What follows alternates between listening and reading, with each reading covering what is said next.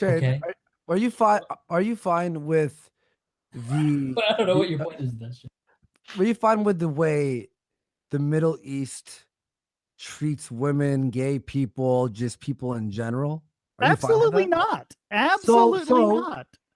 they've already brought Sharia courts in the UK. Would you be fine if, like, so many Muslims moved into America to the point where they'd have Sharia courts or possibly bring pieces of their culture into the West? Well, you're talking about a couple of different things. Culture is a voluntary thing. It's about, how people are going to voluntarily arrange their lives. When you start talking about, courts, about someone, committed adultery, so we're going to take her out into the middle of the streets and stone her to death, that's an entirely different thing. My point is, though, hang on. I think you're avoiding my point. If everyone in the Middle East knew they could fly to America tomorrow, and they all did, do you think they'd all land in America and be like, we are American now? No, they're going to keep the mindset they have now. When you bring in a giant group of immigrants who have a certain mindset into a certain area, they're going to bring their culture with them. And now the people who live in that nation are affected by the way these immigrants act or whatever, right? And the point of immigration is limiting that. So you could slowly have people, join the melting pot. Well, I mean, I'm not saying it's going to happen, in 5 minutes, but I mean, I can point you to Muslims who were kind of big gung ho radicals when they came here. And then after living here 3, 4, or 5 years, they actually became libertarians when that never would have happened if they'd stayed home. I don't know if you're familiar with the story about communists becoming plumbers. When the communists, I think this was like in the 20s, they decided they wanted to try to take control of some of the unions. And so they sent some of their agents in to get jobs as plumbers so they could join the plumbers unions and infiltrate them and convert them all into communists.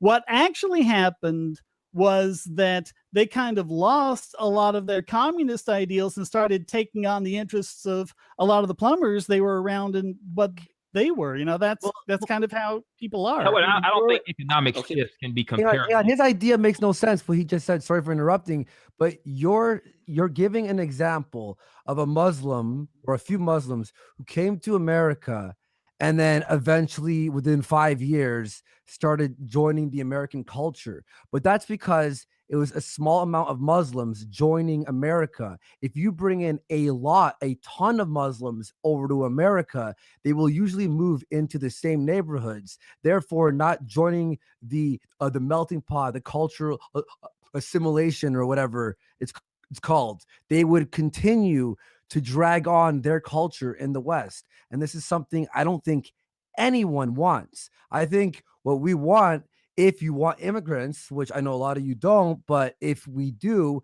it's a very limited amount. So they come here and blend in with our people, not bring in fucking 10,000 into one area. And they're going to keep their fucking stoning women like in the fucking street laws or whatever the fuck they do. So then you don't like, then you don't like Chinatown or Little Italy or some of these Hasidic places. But these places, again, had immigrants come in throughout the years and assimilate throughout time. It wasn't just open borders. Plus, there is vetting still. There aren't. I don't know if you know a whole lot about those Hasidic communities, but in a lot of those Hasidic communities, they don't even teach their children English. They're brought up on Hebrew. Jews right now. I'm talking about fucking Muslims right now in particular, because look at places in Europe and what fucking shitholes they become. There are fucking rape gangs that rape people. I had 3 Swedish chicks on my show last year in a row talking about how they can't go out at night because they'll be raped. And there are no white zones where one girl was talking about how her ex-boyfriend was sliced up by a knife just for being white. Yeah, I think that this talk about Little Italy is kind of silly because cultures are not equal. Italy's culture setting up here is not nearly as problematic as Saudi Arabia's culture setting up somewhere because one culture is a lot shittier than the other. Also, we don't have to just armchair speculate about assimilation because in Europe, there's data showing that second generation Muslims, not first generation, are more likely to become part of this radicalized form of Islam that's creating so many problems. And in America, similarly, we have data on third generation Hispanics. We have data on blacks that have been here for 200 years. And their political views and their economic position does not assimilate to the average of the United States. Did you bring up Muslims in the UK? They're getting more radical over time. No, it's just trucks apiece, just driving down the streets, killing. And people. even so, though, even if we could, grant full assimilation, this isn't really a culture that I really want the rest of the world to assimilate into. This the widespread liberal democracy, this appeal to universalism, humanitarianism, mostly leftism, mostly leftist thought, isn't something that I would really want the rest of the world to assimilate into. And for disclosure, I'm not pro open borders in terms of I guess it's where by ANCAPism kind of deviates from the traditional norm. But in that same sense, I would defend Shane in saying that even if we do acknowledge that these cultures, like you said, Andy, that are coming in are problematic and are breeding inherent conflict among different demographics, not only because they're under a centralized government that they can't agree to, but also just because they're just inadvertently just different. We have to. I think it's clear to acknowledge that the state as an entity has pretty much failed in terms of being a sole monopoly on preventing undesirable immigration. The state has proven itself that it can't be trusted to be the sole arbiter of who comes in and who comes out, at least not the current state that we have now, not only in the United States, but also in Europe, also in, other areas as well. Would you guys agree with that?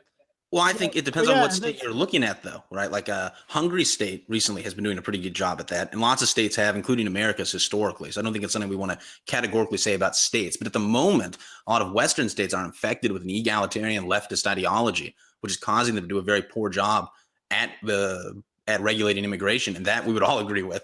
But I think the solution there, right, is to destroy that ridiculous egalitarian ideology. Yeah, and But also see, that goes to what I was trying to say. That guy T, what you're saying is with your statement, you're saying is there is a shitty door in place. The door is garbage, right? Because there's still people sneaking in and people who have done, right? Mm-hmm. But what Shane is saying is just open it. Well, the door is not doing well, so why have a door there? Fuck the door. And Shane, correct me if I'm wrong on this. I would assume that in conjunction with you're saying, even if you agree with open that door, I don't necessarily agree with that, but you would replace that with more doors, right? You would want more sovereignty in terms of different communities being able to restrict migration in terms of through expression of private property. Right, but also, and this is the thing I've been trying to respond to, is that the problems you're seeing like in Germany and Sweden. It's that, okay, so you have some people who are coming in from the Middle East who think that rape is just a good thing to do, but the problem with that is their governments are so politically correct. They think, oh no, we can't do anything because that would be Islamophobic. And so they're not doing what they would do with ordinary rapists, which is arrest them and put them in jail. And something else I can't help but thinking of is those 3 women you were mentioning.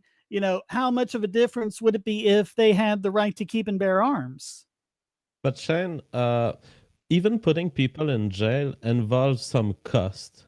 And having to run a cost to keep rapists away from my street is not a moral obligation of mine. And at some point, you have to consider that the very presence of a bunch of people who are likely to commit acts of aggression in your society is a kind of environmental act of aggression.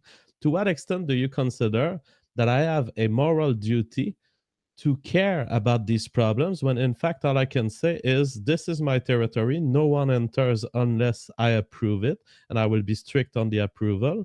to what extent do I have to take the cost of putting people in jail, which is extremely high?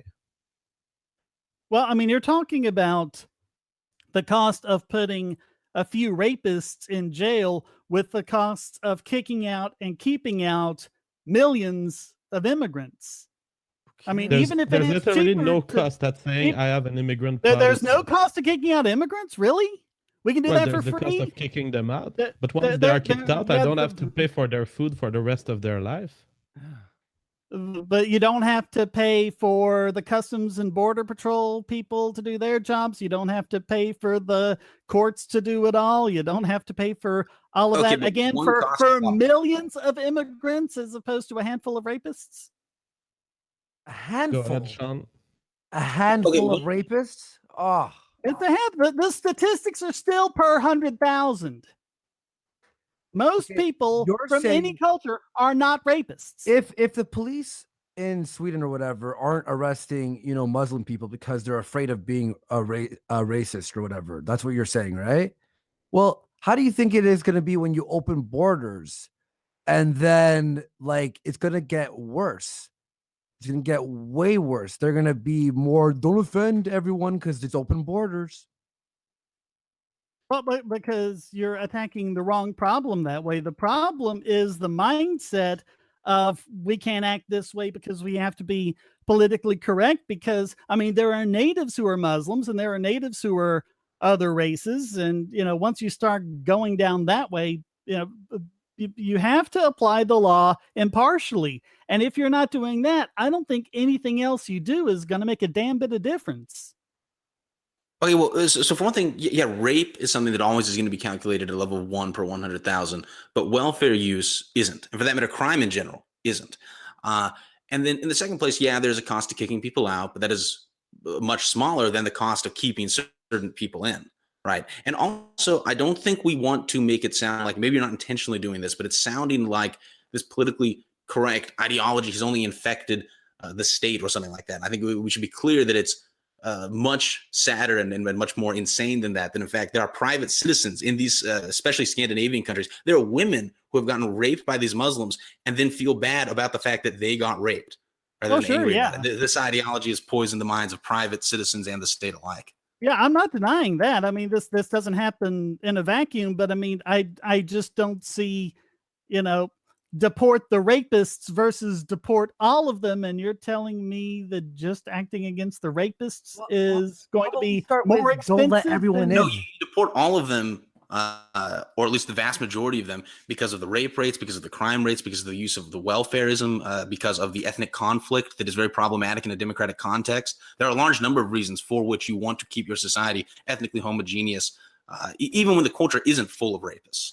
But I'm just saying, it's just saying to me that if you're talking about making all these laws, wouldn't it be just a lot easier to say, okay, deport the rapists and no welfare for immigrants, as opposed to adding on this whole structure of border patrols and everything else?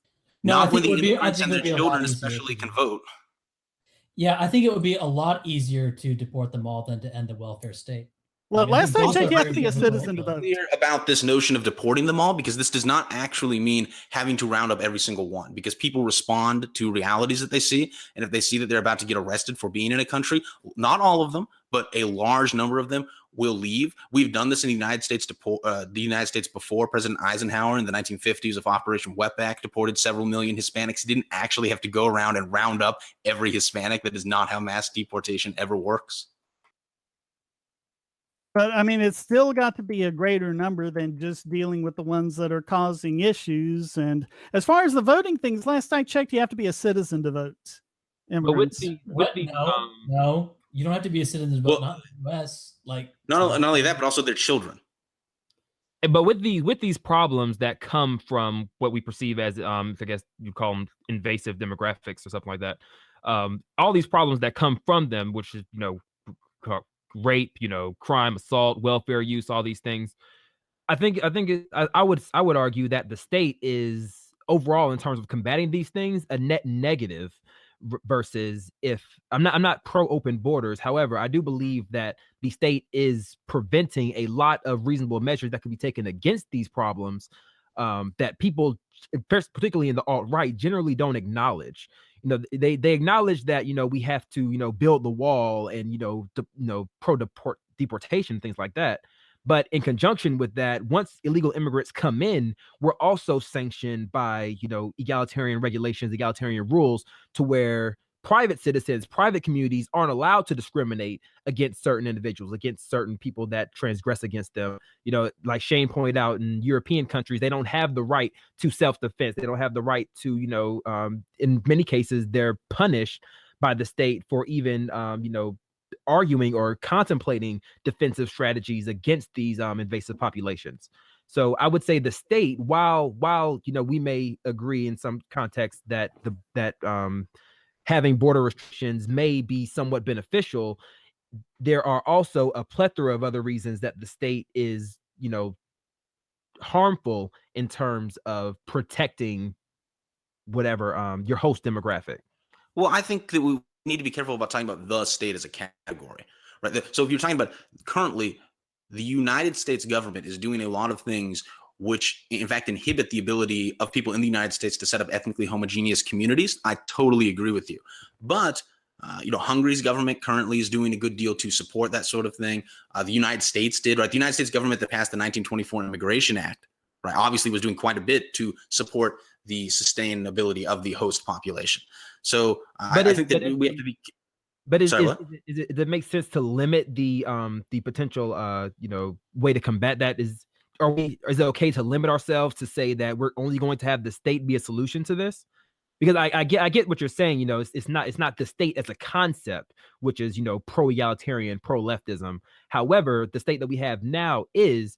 And I get that once we get somebody in power who's on the right, you want to use that and exploit that to the best of your ability. However, we've seen that, we can have 4 or 8 years of Trump. However, that can all be, usurped and done away with. And we could have no potential gains if we get a far leftist in office in 2020 or something like that. Well, and I think the thing you can say about more realistic than. Well, okay. What is the pathway to a polycentric legal order? I'm not sure what you're asking. Polycentric. How do we get there? You're talking about, for example, that the current state is not doing very well, and Trump doesn't seem to be fixing things properly or whatever. So how do we get to that IT solution? Because to me, I see a lot of pathways involving traditional, inside the box thinking with the government. Like, for example, getting a whole bunch of states to sign on to, like, I don't know, a state supremacy amendment, right? And that would totally change the game of politics in the United States, for example. So I can see, I can see a lot of, realistic or pseudo-realistic or plausible pathways using normal government mechanisms. But I don't really see how. I don't see any kind of like decentralized legal order emerging and taking over or anything like that.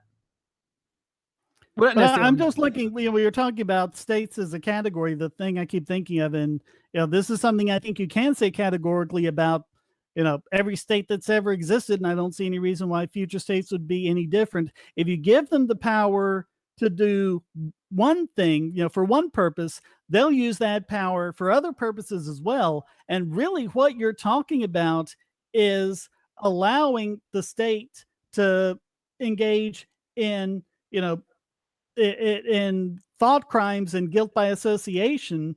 And, you might have some good arguments for doing that against immigrants, but the state is not going to limit itself to that. It's going to go against, and like that guy T said, sooner or later, someone who's against you is going to get into power. And then what groups do you like are they going to use that against?